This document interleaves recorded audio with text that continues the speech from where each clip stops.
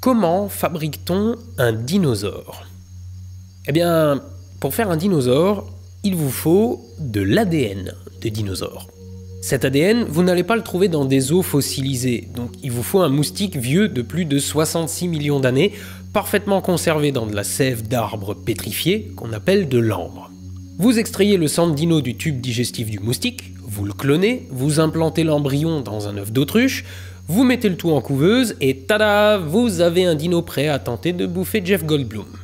Bien entendu, cette méthode, vous la connaissez tous, c'est la méthode qu'a imaginée Michael Crichton en écrivant son livre Jurassic Park, qui a été adapté au cinéma par Steven Spielberg dans le film du même nom. Et j'aime assez quand la science-fiction trouve des moyens crédibles de se justifier. D'ailleurs, c'est tellement crédible qu'après la sortie du film, la National Science Foundation a filé des subventions à un groupe de paléontologues pour tenter de faire la même chose. Et la suite va vous surprendre. Waouh, c'est nul comme technique putaclic. Non, mais la suite va vraiment vous surprendre.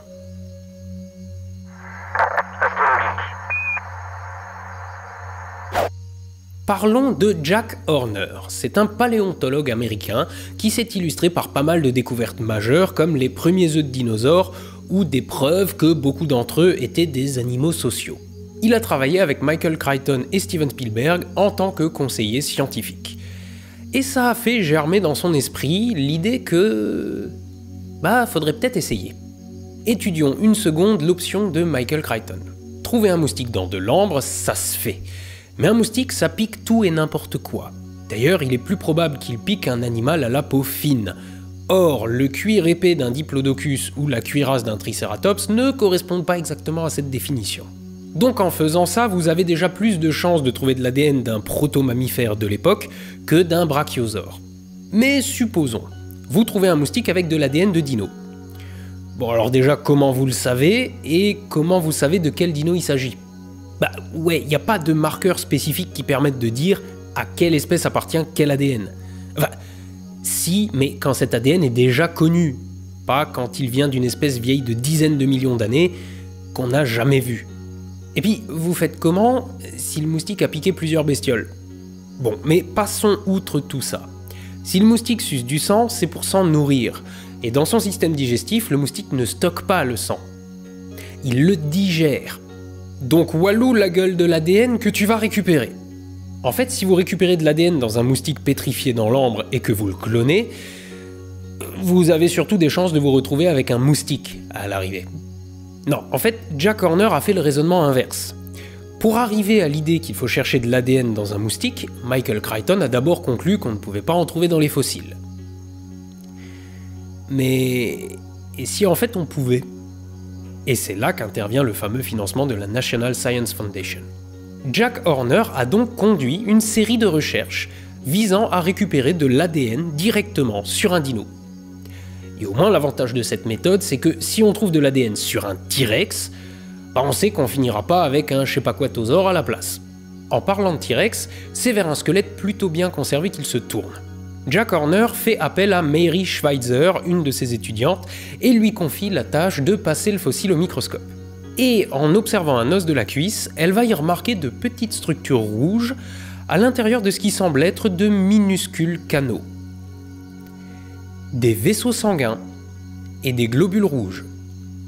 Vieux, de plus de 66 millions d'années. Mary s'empresse d'échantillonner tout ça, mais... les globules rouges sont des cellules dépourvues de noyaux. Et c'est là qu'est l'ADN. Mais elle y trouvera quand même de l'hème, qui est la base chimique de l'hémoglobine. On est pas mal déjà. Quelques années plus tard, Jack Horner et son équipe lancent le Hell Creek Project. Hell Creek est un coin désertique dans l'est du Montana, connu pour l'abondance de ses fossiles. L'objectif est faire jouer les statistiques. Plus ils vont sortir de fossiles du sol, plus ils auront de chances de finir par trouver de l'ADN. C'est donc un total de 950 personnes qui vont mettre à jour 73 Triceratops, 44 T-Rex et 36 Edmontosaurus. Ouais, les mecs ils le voulaient leur ADN, hein. Dans le lot, il y a un T-Rex qui a retenu leur attention et qu'ils ont baptisé B-Rex. Le squelette était loin d'être complet, mais le plus important c'était l'état de conservation des os retrouvés. Et certains étaient en tellement bon état qu'ils ont pu compter ses lignes de croissance et déterminer que B-Rex avait 16 ans à sa mort. Mary Schweitzer parvint même à déterminer qu'il s'agissait d'une femelle parce qu'elle y a trouvé de la moelle osseuse. Et dans cette moelle osseuse, elle a trouvé un tissu médulaire propre à une femelle gestante. Chez les oiseaux en tout cas. D'abord du sang, maintenant de la moelle osseuse. Regardez, ça c'est des photos issues de l'article qu'elle a publié en 2005 dans la revue Nature. La légende dit qu'il s'agit d'un tissu extrait de l'intérieur du fémur. Le tissu est mou et flexible. C'est un putain de morceau de moelle vieux de plus de 66 millions d'années. Est-ce que vous voyez la violence du truc ? Elle décide d'immerger un morceau de l'os dans de l'acide. Normalement, s'il n'y a que des structures fossilisées, il devrait rien en rester. Mais il reste des trucs. Mary va trouver des vaisseaux sanguins. Encore des tissus mous provenant d'une bestiole morte il y a 66 millions d'années. Elle va aussi trouver des ostéocytes, les cellules qui participent au renforcement des os. Mais l'ostéocyte est une cellule qui ne se réplique pas. Dans le cul, l'ADN. Mais Mary y trouvera tout de même des protéines. L'équipe de Jack Horner se dit alors qu'une fois extraits du sol, les tissus mous devaient se détériorer assez vite. Alors ils se sont fait un laboratoire mobile. Plutôt que de trimballer les fossiles sur des centaines de kilomètres et leur laisser le temps de se dégrader, il fallait les analyser sur place, immédiatement, dès qu'ils sortaient de terre. Et en faisant ça, ils ont effectivement trouvé plus de cellules et plus de protéines. Et en bien meilleur état. Mais toujours pas d'ADN. Et pour cause, en fait, l'ADN est une molécule extrêmement fragile, qui se dégrade trop vite s'il n'est pas dans une cellule vivante. À vrai dire, même dans le tube digestif d'un moustique qui ne l'aurait pas digéré, l'ADN ne serait pas parvenu jusqu'à nous. Dommage. Avouez que c'était bien parti. Mais l'équipe d'Horner n'a trouvé aucun brin d'ADN qui puisse donner le moindre espoir d'un jour se faire poursuivre en Jeep par un T-Rex. Mais ils n'ont pas abandonné pour autant. Horner est donc passé à la vitesse suivante. S'il est impossible de mettre la main sur de l'ADN vieux de plus de 66 millions d'années, alors il faut le reconstruire à partir de l'ADN de dinosaures dont on dispose aujourd'hui. Oui, le poulet est un dinosaure. Les oiseaux en général sont des dinosaures. Les dinosaures aviens sont une branche évolutive qui s'est scindée des autres il y a plus de 100 millions d'années. La branche du T-Rex ou celle du Triceratops se sont peut-être éteintes, mais les oiseaux actuels sont la preuve vivante que certains ont évolué jusqu'à nous. Sauf qu'il suffit pas de dire ça pour que ce soit satisfaisant. Vous risquez d'être vachement déçus si je vous promets un Jurassic Park et que je vous emmène dans une ferme pédagogique. Non, on est bien d'accord que ce qu'on veut, c'est du Diplodocus, du Brachiosaure ou du T-Rex. On s'en bat les couilles des autruches. Et quand je dis « on », c'est parce qu'on est bien d'accord que je suis pas le seul à trouver le concept de Jurassic Park super cool, non ? Bref, le projet de Jack Horner, c'est de fabriquer un dinosaure à partir d'un poulet. L'idée globale, c'est qu'on trouve dans votre génome, de même que dans celui du poulet, des vestiges de gènes qui, auparavant, codaient le développement d'organes qui, aujourd'hui, n'existent plus. C'est pour ça que vous avez eu une queue par le passé. Je veux pas dire vos ancêtres, je veux dire vous. À un stade précoce de votre développement embryonnaire, vous avez eu une queue. Sauf qu'à un moment, un ou plusieurs gènes ont bloqué son développement, et c'est pour ça que maintenant, vous n'avez qu'un coccyx. Enfin, sauf les 2-3 personnes qui, statistiquement, regardent cette vidéo et sont nées avec une queue vestigiale. Et donc, l'idée, c'est de bloquer les gènes qui bloquent le développement de ces caractéristiques ancestrales afin de provoquer ce que l'on appelle des atavismes, c'est-à-dire le retour de caractéristiques physiques perdues lors de l'évolution. Et plusieurs équipes de recherche sont arrivées à des débuts de résultats. Par exemple, obtenir le développement de dents chez la poule. Donc, utilisez plus l'expression « quand les poules auront des dents ». C'est fait. C'est d'ailleurs aussi le bon moment pour aller réclamer chez les gens qui ont des dettes envers vous et qui vous ont dit que vous paieront à ce moment-là. L'équipe de Horner a quant à elle réussi à ajouter 3 vertèbres au croupion d'un autre spécimen, et il y a aussi cette étude publiée en 2015 qui a réussi à réveiller des caractéristiques crâniennes de dinos sur un autre embryon. Oui, parce que jusqu'ici, aucun de ces poulets de labo n'a été mené à terme.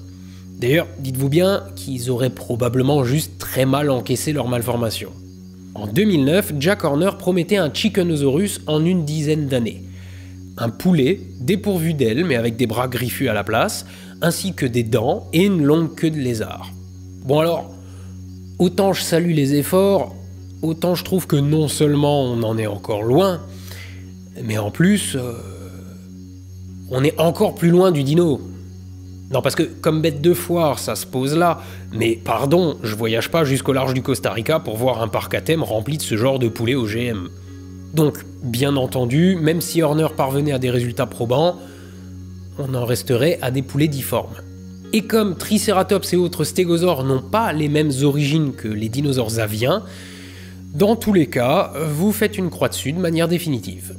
Le projet de Jack Horner a aussi été beaucoup critiqué d'un point de vue éthique.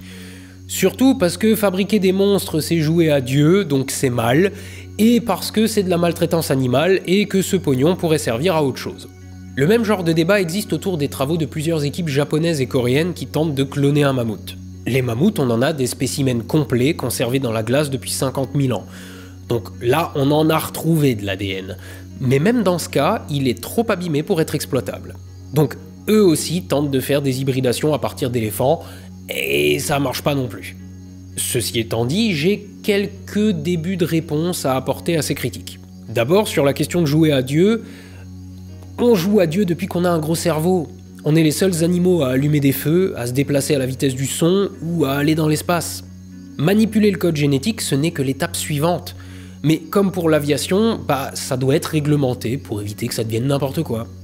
Ensuite, pour la maltraitance animale, je pense que disséquer un embryon de poule génétiquement modifié, c'est pas pire que d'ouvrir des grenouilles en cours de sciences et vie de la Terre juste pour voir comment c'est fait, alors qu'un schéma permet de voir exactement la même chose. Je dis pas que c'est bien, hein. Encore une fois, je dis juste qu'il faut relativiser. À côté des millions de poulets qui se font trucider pour finir en nuggets, quelques embryons difformes, moi ça me laisse de marbre. Quant au pognon qui peut servir à autre chose, oui et non. On ne sait pas à l'avance à quelle découverte un domaine de recherche va mener. Et dans le cas des manipulations du squelette d'embryon de poule, elle a mené à la découverte d'une molécule qui permet de lutter contre le cancer des os. Rappelez-vous que l'exploration lunaire nous a donné les couches absorbantes et la perceuse sans fil. On ne peut pas anticiper ce qu'on va dénicher. Donc ne financer que les recherches jugées utiles ne fait pas sens. D'autant que ce qui est utile pour l'un est inutile pour l'autre, alors qui est-ce qui décide ? La dernière critique, de taille je dois dire, consiste à se demander pourquoi ressusciter des espèces disparues, alors qu'en ce moment même des tas d'autres sont en train de disparaître et qu'il vaudrait peut-être mieux tenter de les sauver elles. À ça, j'ai pas de réponse absolue, mais je dirais encore que développer nos connaissances dans le domaine de la manipulation génétique sur des poulets ne sauvera peut-être pas les pandas et les koalas, mais nous permettra peut-être à la place de nous débarrasser de maladies héréditaires. Les différents domaines de la science sont perméables. Enfin bref, voilà l'histoire de l'équipe de Jack Horner, le mec qui a été le plus près de réussir à créer Jurassic Park. Et putain, ça fait chier qu'il l'ait pas trouvé cet ADN. Levez les yeux au ciel, soyez astronogeek, et à la revoyure.